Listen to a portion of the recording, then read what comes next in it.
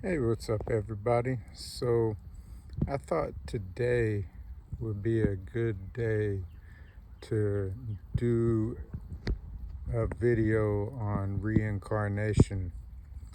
Today is the day of the total solar eclipse, so I'm just out here to see if I might be able to get a good view of that. But it kind of brings up the topic of like cycles, endings, and beginnings.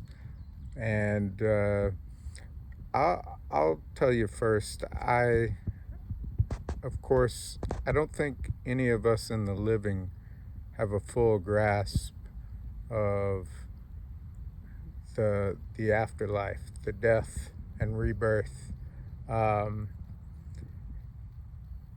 and I take some of what I believe from the old mythological tales, uh, ancient myths, stories, but like I think everyone should on this topic is not to be too hard set, and keep an open mind.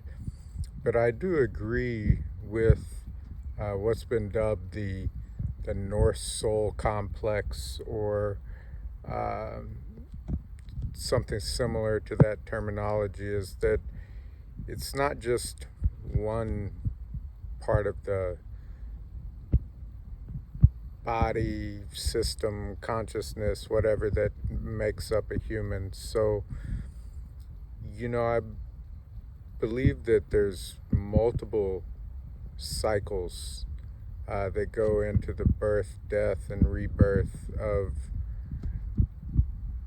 a person, for lack of better terms. First we have the body, um, what they have deemed the leak. Um, and we know the body dies. Um, and we know that the body will break down and regenerate into new life and organisms.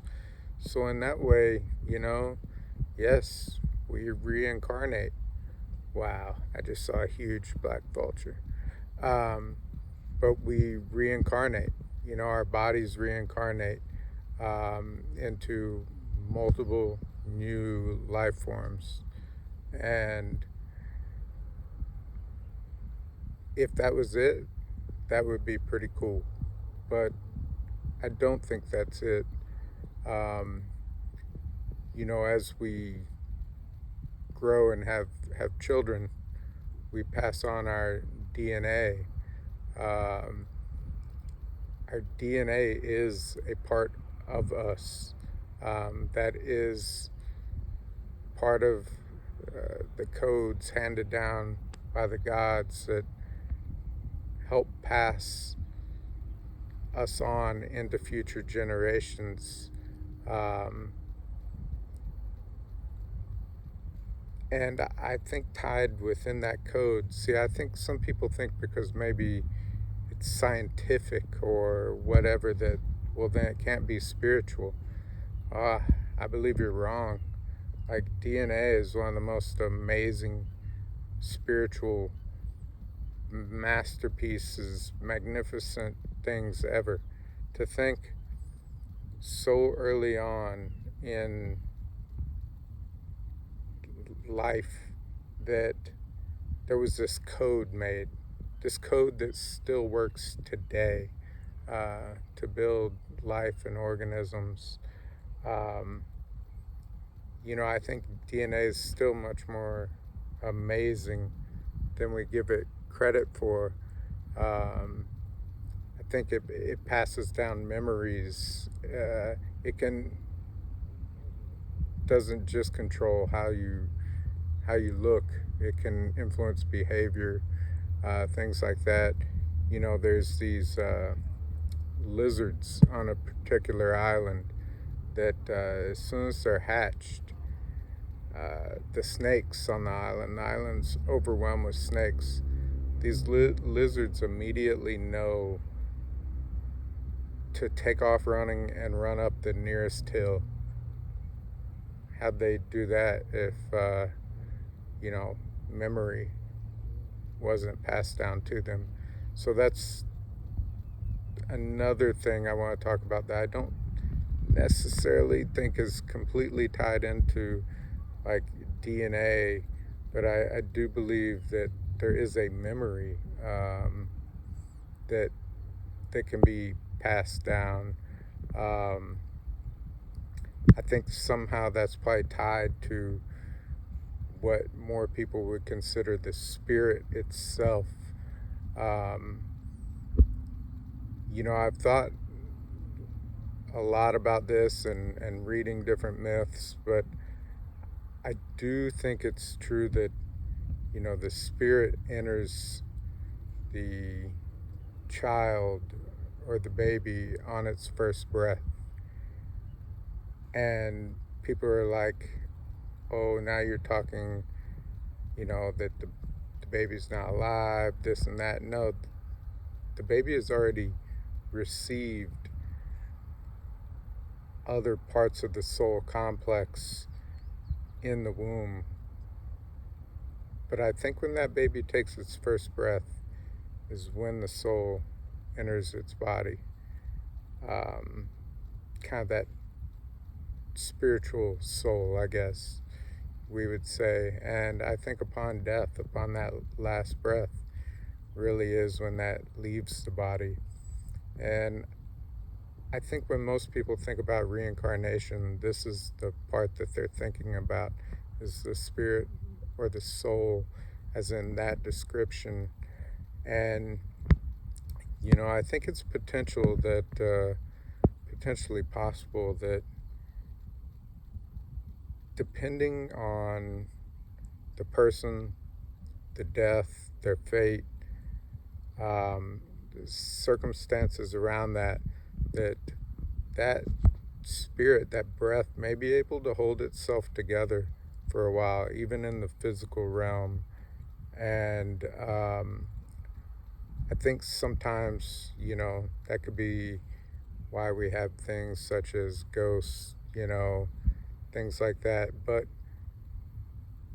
And I think that the spirit, when it's aggregated into and it's been shaped by the form of a body, and it's had memories implanted in that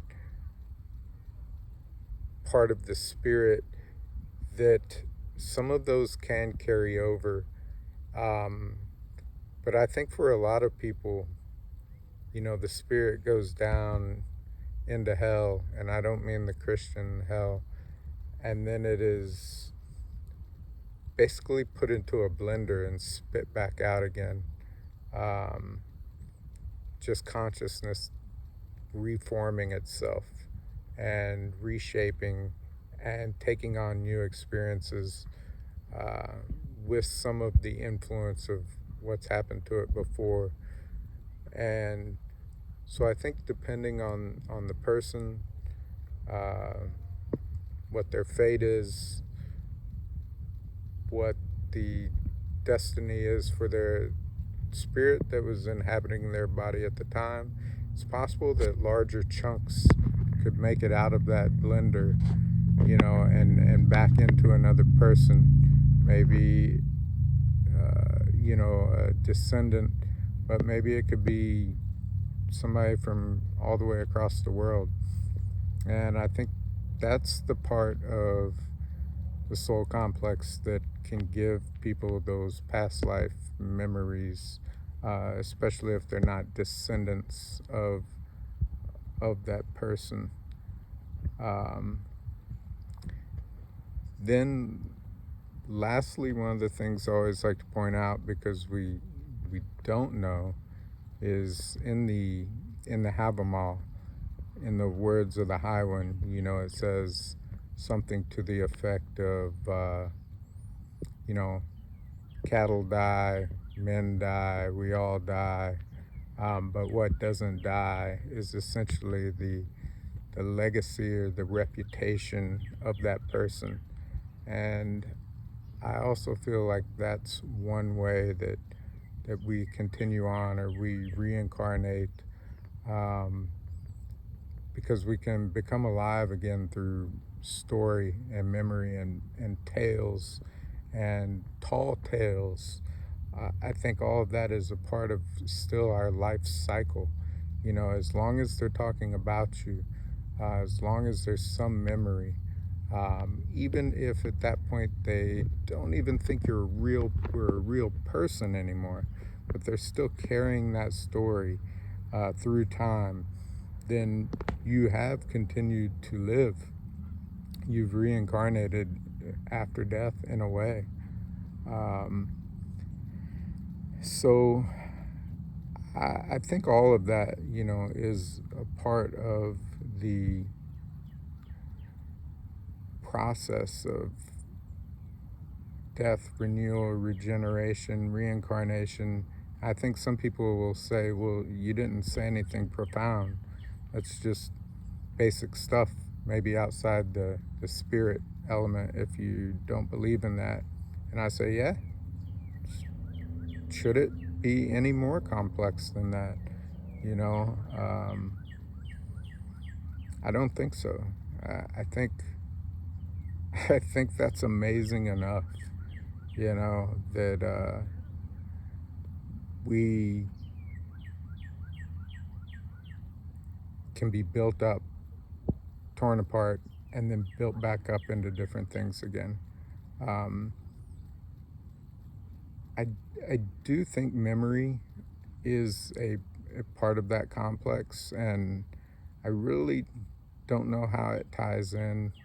I don't have an idea about that, whether it's through the code, through the breath, through the spirit. Um, but somehow memories also get passed on, cultural memories, personal memories. They talk about, you know, cultural traumas, things like that. I do think that sort of stuff gets passed on, and we can see it in animals, animal behavior. Oh, and then lastly, I didn't touch on like what they would call the haminya, the luck, and I do also think that is something that carries on. Um, I, you know, some people might relate it more to karma, but um, I think when we're talking about the regenerative sense, um, we're talking about it more of along the lines of something that's tied to not only yourself but your family, your descendants. And I think that Haminya is a good way of looking at that. And if you haven't heard of that, just take the time to look it up. They translate it a lot of times as luck, but I don't know if that really makes exact sense in English. So just take some time to look that up. Um, and I guess some people will also talk about, you know, your spirit guide, things like that. I don't really think that's necessarily a part of yourself, even if it's attached to you in some way. Um, you may be bonded to it, but I don't necessarily think that that is a part of the reincarnative soul complex, even if it rebonds or continues to bond with uh, a part of you in the future. So I won't really go into that in this video. But anyways, I'm gonna hope this sky clears up a bit. Probably not. And then enjoy the eclipse. Hope y'all have a great day.